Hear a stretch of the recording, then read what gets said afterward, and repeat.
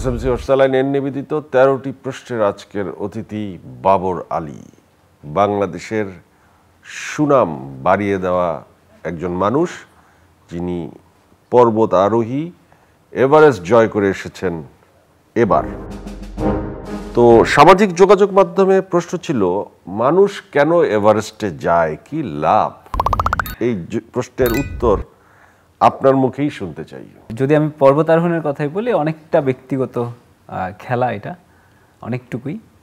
আর এভারেস্টে গিয়ে লাভ হয় পার্সোনালি যদি আমি বলি, এটা আমি বিলিভ করি, যে কোনো স্পোর্টসে যে কেউ যখন প্রতিনিধিত্ব করে বাংলাদেশের, ব্যক্তিগতভাবে আমার খুবই আনন্দ লাগে। সেই জায়গায় আমি যখন কোনো একটা স্পোর্টসে বাংলাদেশকে প্রতিনিধিত্ব করি, সেটার আনন্দ এটা অন্য কিছু দিয়ে প্রকাশ করা যাবে না। আর আমি যখন আসলে যে কোনো চূড়ায় দাঁড়াই, সেটা এভারেস্ট হোক বা অন্য কোনো পর্বত চূড়ায় দাঁড়াই, প্রথম যে জিনিসটা বের করি সেটা আমার দেশের লাল সবুজ পতাকা। এবং আমি বিলিভ করি, আমি যে কোনো চূড়ায় আসলে যখন দাঁড়াই, আমার দেশটা একটু হলেও, খানিকটা হলেও উপরে ওঠে আর কি। এটা আমার ব্যক্তিগত অনুভূতিটা বলেন তো। আমরা তো ভয় পাই পাহাড়ে, সাধারণ ছোট পাহাড়ে উঠতে পারি না। এই যে এভারেস্ট, মানে এটা তো আমরা নেপালে প্লেনে যাওয়ার সময় দেখি যে প্লেনের হাইট আর এভারেস্টের হাইট প্রায় সমান, ৩৩,০০০ ফিট। আর এভারেস্টও বোধ হয় ২৯,০০০ ফিট। তো এইটার এই যে উপরে, ঠিক উপরের দিকে ধরেন ২৫-২৬,০০০ ফিট উপর থেকে যে ২৯-এ যাওয়ার যে জার্নিটা, ওই সময় ওয়েদার, ওই সময়ের অনুভূতি একটু কি বলবেন যে কেমন লাগে, বা নিচে তাকালে কি লাগে, উপরে কি প্লেন টেন দেখা যায় কিনা, পাশে কেমন লাগে? যখন আসলে একদম ফাইনালি আমি ২৫ বা ২৬,০০০ ফুট থেকে যখন আমি আসলে চূড়ার উদ্দেশ্যে যাত্রা শুরু করি, সেটা আসলে বেশিরভাগ সময় খুব রাতে হয়। রাতে সাধারণত রাতে কি চাঁদের আলো পড়ে অনেক সময়? হ্যাঁ, অনেক সময়। আমি এভারেস্টের ক্ষেত্রে সেটা পাইনি। এভারেস্টের পাশে যে আরেকটা পর্বতে আমার ক্লাইম্ব করার সুযোগ হয়েছে, মাউন্ট লোৎসে, যেটা পৃথিবীর ৪র্থ সর্বোচ্চ পর্বত, সেটার ক্ষেত্রে আমি চাঁদের আলোতে হচ্ছে আমার ক্লাইম্ব করার সৌভাগ্য হয়েছে। ঠিক পরের দিন হচ্ছে বুদ্ধ পূর্ণিমা ছিল। চাঁদ কি কাছে, খুব কাছে মনে হয়? হ্যাঁ, চাঁদ সূর্য সবই একটু কাছে মনে হয়, অত উচ্চতায়। আচ্ছা।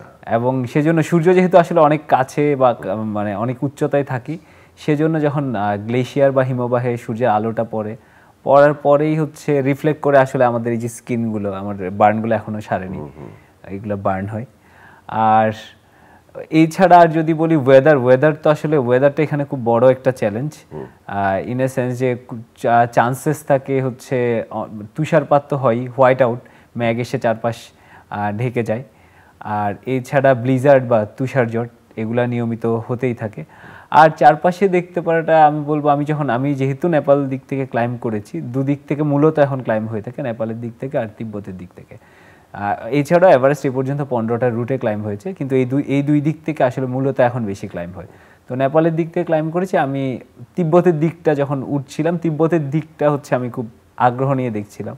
নিষিদ্ধ দেশ বলা হতো তিব্বতকে সবসময়, সেজন্য আমার খুব আগ্রহ ছিল যে ওই দিকটা দেখার, এবং ওখান থেকে আসলে পাহাড়ই দেখা যায়, পাহাড় থেকে অন্য পাহাড়গুলো দেখা যায়।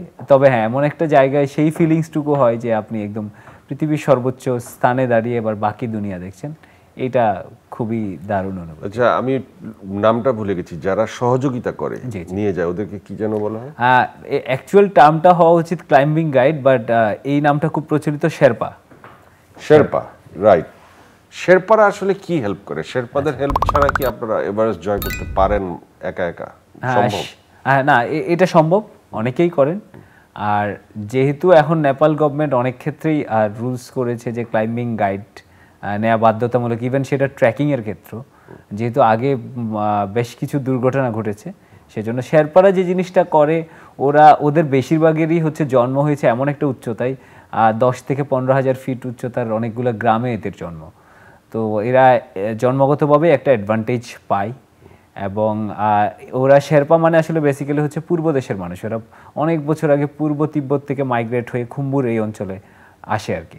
তো এই জন্য হচ্ছে ওরা সাথে থাকলে, যেহেতু ওদের ইনহেরিটেড একটা ব্যাপার আছে এবং ওই উচ্চতায় জন্ম, একই সাথে হচ্ছে ওরা থাকে ওখানটায়, অ্যাক্লামাটাইজেশন। কত উচ্চতায় ওরা বসবাস করে? হ্যাঁ, অত উচ্চতায় ১২-১৪,০০০ ফিট উচ্চতায় বেশ হিমালয়ের অনেকগুলো গ্রাম আছে এবং যেখানে লোক বাস করে।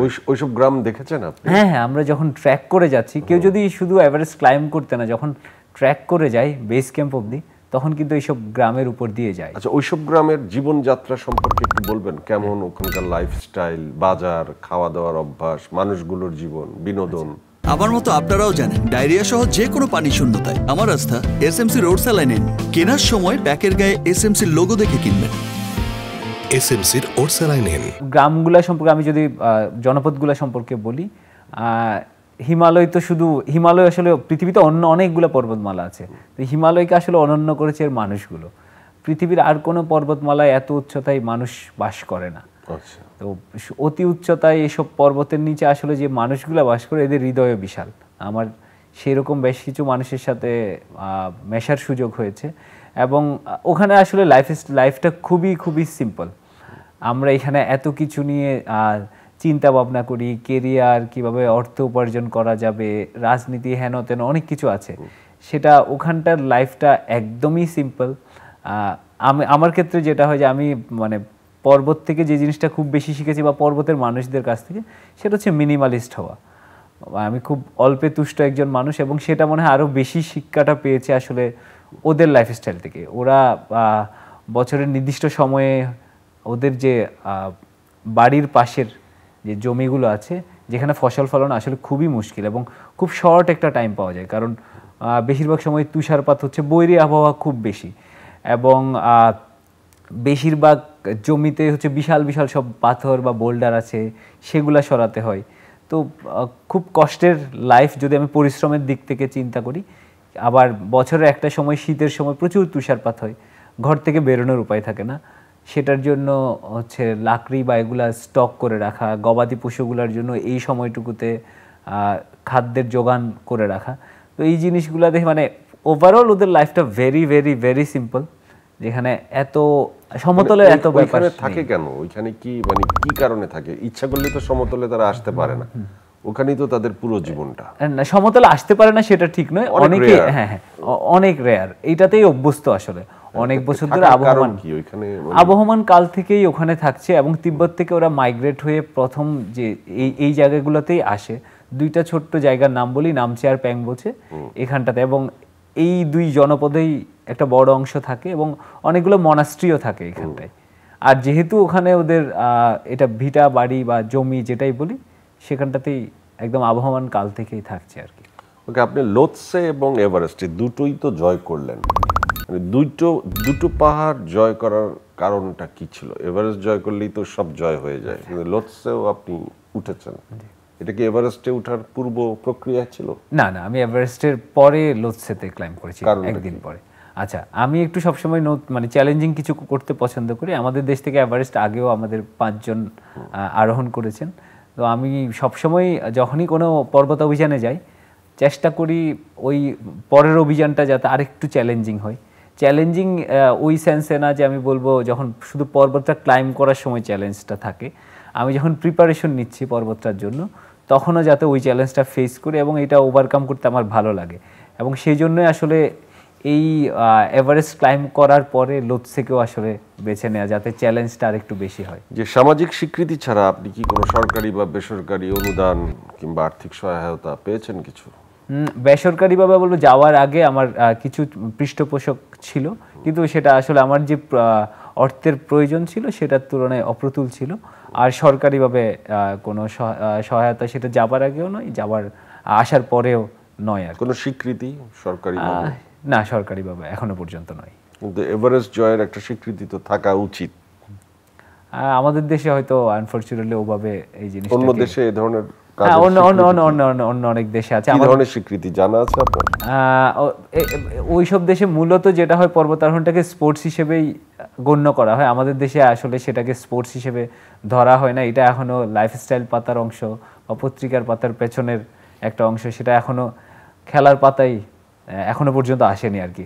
অন্য দেশে যেটা হয়, পাশের দেশগুলোতে ওখানে যেহেতু বডি আছে, মাউন্টেনিং ফাউন্ডেশন আছে, বা রাজ্য সরকারগুলার ক্রীড়া সংস্থাগুলো আছে, ওরা আসলে ওদেরকে নানানভাবে ইনকর্পোরেট করে নেয় এবং স্বীকৃতিগুলো দেয়। আমাদের বাঙালিদের সম্পর্কে মানুষের যে ধারণা, ব্রিটিশ আমল থেকে আমরা দেখে এসেছি যে বাংলাদেশিরা ছোট, শক্তিহীন, দুর্বল। সে আমরা 8th টাইম এভারেস্ট জয় করলাম, এটার অনুভূতি কি এবং ভবিষ্যতে এটাকে আসলে আরো দূর নিয়ে যাওয়ার কি পরিকল্পনা থাকা উচিত, বা আপনার পার্সোনাল ওপিনিয়ন কি?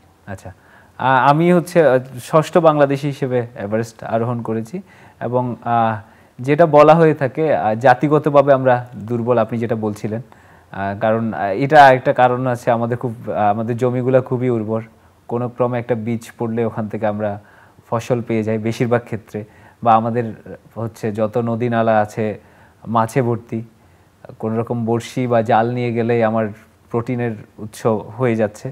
তো এই কারণেই সম্ভবত আমরা খানিকটা, যেহেতু অত বেশি স্ট্রাগল করতে হয় না খাবারটা জোগানোর জন্য, যেটা হয়তো কোনো একটা শীতের দেশে, আমি যে শেরপাদের জীবনযাপনের কথা বলছিলাম, ওই দিক থেকে চিন্তা করলে ওদেরটা অনেক কঠিন জীবন, আর একটু শক্ত সমর্থ হয়ে থাকে।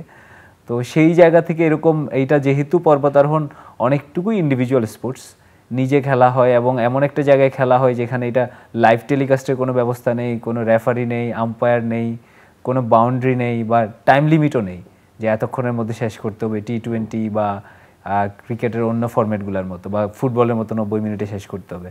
তো এরকম একটা ইন্ডিভিজুয়াল স্পোর্টসে এবং এক্সট্রিম স্পোর্টস, যেখানে কোনো ধরনের ভুল করলেই চান্সেস থাকে বড় দুর্ঘটনা হবার, বা সেটা অনেকাংশেই মৃত্যু পর্যন্ত হতে পারে।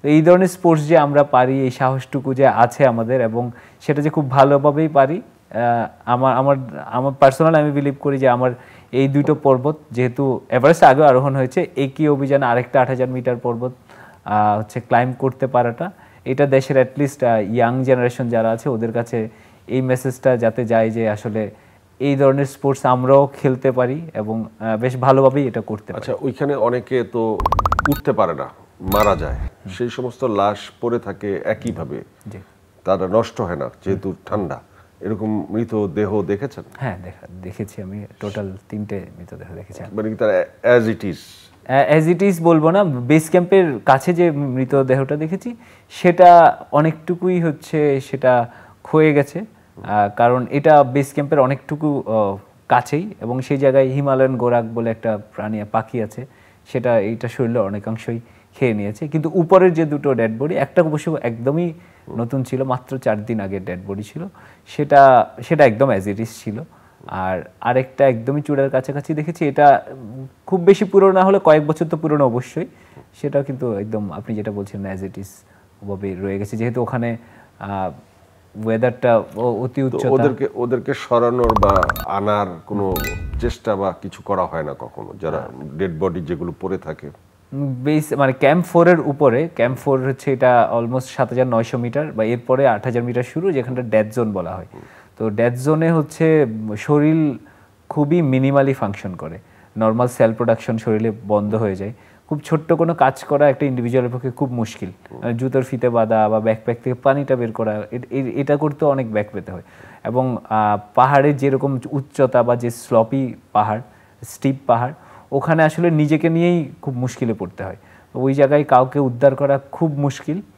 ক্যাম্প 2 পর্যন্ত যদি কোনো ধরনের দুর্ঘটনা হয়ে থাকে সেটা সহজেই ওখান থেকে নিয়ে আসা যায়, কারণ ক্যাম্প 2 থেকে হেলিকপ্টার রেস্কিউ করা সম্ভব।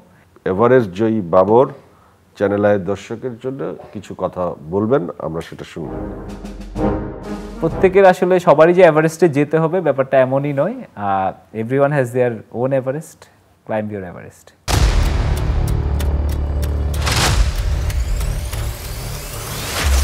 আমার মতো আপনারাও জানেন ডায়রিয়া সহ যে কোনো পানি শূন্যতায় আমার আস্থা এসএমসি রোড স্যালাইন। কেনার সময় প্যাকের গায়ে এসএমসির লোগো দেখে কিনবেন। এসএমসির ওরসালাইন।